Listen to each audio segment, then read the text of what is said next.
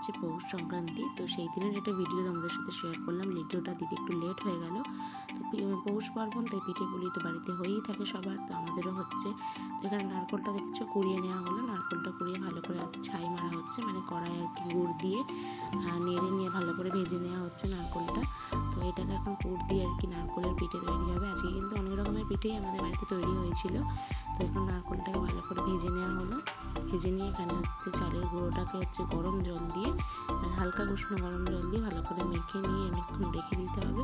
তো এবার এখানে আরেকটা হবে, এটা হচ্ছে তরকারির পিঠে, যেখানে ফুলকপি আলু মটরশুঁটি দিয়ে তরকারি করে রাখা হয়েছে। তো এটা দিয়েও পিঠে বানানো হবে। এটা ফার্স্ট টাইম আমি দেখছি। আর হবে আজকে পিঠে। তো এখানে দেখতে পাচ্ছ আজকে পিঠের সরাটা নেওয়া হয়ে গেছে। এটা মাটির সরাতেও হয়, তো এখন আমরা নন স্টিকের কিনে নিয়েছি। তো ফার্স্টে আমরা তেল ব্রাশ করে নিলাম, করে নিয়ে কিন্তু ব্যাটারটাকে ভালো করে দিয়ে হলো। তো বেশ ভালোই হলো। আমি ফার্স্ট টাইম কিন্তু পিঠেটা বানালাম, কোনোদিন এইভাবে পিঠে আমি বানাইনি। তো দেখতেই পাচ্ছ। আর এগুলোকে তারপর এক পিঠ করে উল্টে দিলাম। এক পিঠ করে হয়ে যাওয়ার পর ঢাকা দেওয়া ছিল, 10 মিনিট রাখার পর উল্টে আর এক পিঠ ভেজে নিয়ে কিন্তু আজকে পিঠাটা কিন্তু রেডি হয়ে গেছে। খুবই সুন্দর হয়েছিল দেখতে, আর খেতেও কিন্তু বেশ ভালো হয়েছিল। তো এবার হচ্ছে নারকেলের পিঠাটা তৈরি করা হবে। অলরেডি অনেকটা তৈরি করা হয়ে গেছে, মা শুরু করে দিয়েছে।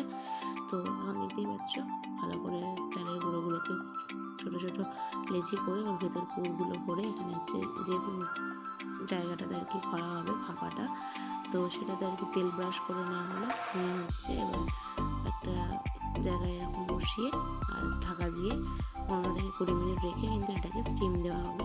দেন হচ্ছে এবার সেকেন্ড তরকারির পিঠে, সেম যেমন নারকেলের পিঠেটা করা হয়েছে তেমনই তরকারির পিঠেটা হবে। তো এটা আমি কোনোদিন খাইনি, এই বাড়িতেই প্রথম দেখছি। আমাদের ওই বাড়িতে কোনোদিন তরকারি পিঠে আমি খাইনি ফার্স্ট টাইম, খেতে বেশ ভালোই লাগছিলো। তো চলো তোমরা দেখতে থাকো। তোমাদের কার কার বাড়িতে পৌষ পার্বণে পিঠে পুলি হয়েছে অবশ্যই জানিও। আমাদের বাড়িতে কিন্তু হয়েইছে, তরকারির পিঠেও হয়েছে, নারকেলের পুলি পিঠেও হয়েছে, দুধ পুলিও হয়েছে এবং গুড়ের পিঠেও হয়েছিল এবং আজকে পিঠেও হয়েছিল, অনেক কিছুই হয়েছে। তো এই পিঠেগুলো মানে তরকারির পিঠেগুলো এখন স্টিম দেওয়া হবে। তো এগুলোকে সাজিয়ে নিয়ে ঢাকা দেওয়া হয়ে গেল। তো আমাদের নারকেলের পিঠে কিন্তু তরকারি পিঠে সব রেডি হয়ে গেছে। এবার হচ্ছে আজকে পিঠেটাও আমাদের রেডি আগেই হয়ে গেছিলো, দেখতেই পাচ্ছ। দেন এবার হবে কিন্তু দুধ পুলি। চলো, মানে কড়াইতে দুধ ঢেলে নেওয়া হয়েছে, একটু গুঁড়ো দুধও দেওয়া হয়ে গেল। দিয়ে দুধটা ভালো করে গরম করে একটু জল মিশিয়ে নিলাম। জলটা মিশিয়ে দুধটা ফুটে গেলে এতে একটু এলাচ দিয়ে দিলাম। এলাচ দিয়ে একটু নাড়াচাড়া করার পর তারপর হচ্ছে যে পিঠেগুলো বানিয়ে রেখেছিলাম নারকেলের পুর দিয়ে, সেগুলো হচ্ছে দুধের মধ্যে দিয়ে ভালো করে নাড়াচাড়া করে ফুটিয়ে নিয়ে এতে এবার মিশিয়ে দেওয়া হবে গুড়। গুড়টা মিশিয়ে দেওয়া হলো, দেখতেই পাচ্ছ।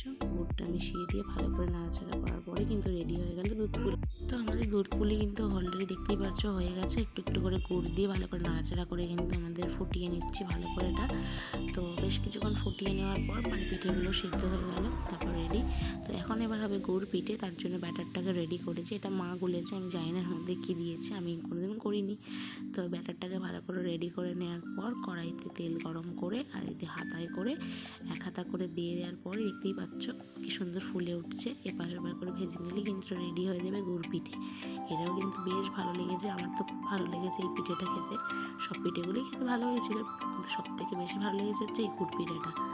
তো তোমাদের কার কার বাড়িতে পিঠে হয়েছে পৌষ সংক্রান্তিতে অবশ্যই জানিও। আমাদের বাড়িতে কিন্তু পিঠেগুলি কিন্তু জমে গেছে।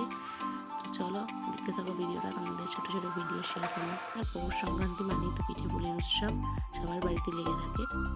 তো এই যে আমাদের গুড় পিঠে কিন্তু রেডি। তো চলো দেখা হবে নেক্সট ভিডিও। টাটা।